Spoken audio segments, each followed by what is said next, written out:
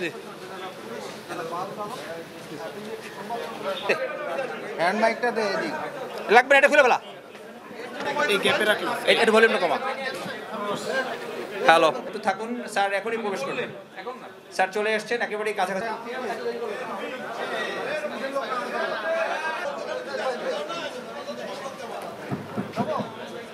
পুলিশের এইরকম মানে নির্বাচনকালীন উপলক্ষে যে প্রশিক্ষণ সম্ভব নিষিদ্ধ সংগঠন বেশ কয়েকটি মিছিল প্রোগ্রাম করছে, এইটা দমন সন্ত্রাসীরা যদি জানে যে ধরা পড়লে কিন্তু ক্রস ফায়ার, ধরা পড়লে কিন্তু গুম, এই ভয় দিয়ে আমি সন্ত্রাস দমন করতে চাই না। আমি আমার রুলসের মধ্য দিয়ে আমি ধরা পড়লে তাকে 24 আওয়ার্সের মধ্যে কোর্টে পাঠাবো, আমি চার্জশিট দিব, ওইখানে বিচার হবে। এর মধ্যে দিয়েই আমি সন্ত্রাস দমন করব। আমি ক্রস ফায়ার দিয়ে দমন করতে চাই না ভাই। এর জন্য আমাকে মূল্য দিতে হচ্ছে, আপনাকে মূল্য দিতে হচ্ছে, আপনাকে রাত্রে ঘুমহীন কাটাতে হচ্ছে, আমাকেও কাটাতে হচ্ছে। অত্যাচার কে করে?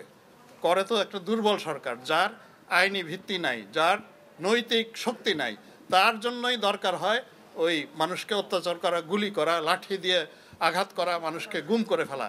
এই সব কাজগুলো দুর্বল কর্তৃপক্ষের বৈশিষ্ট্য।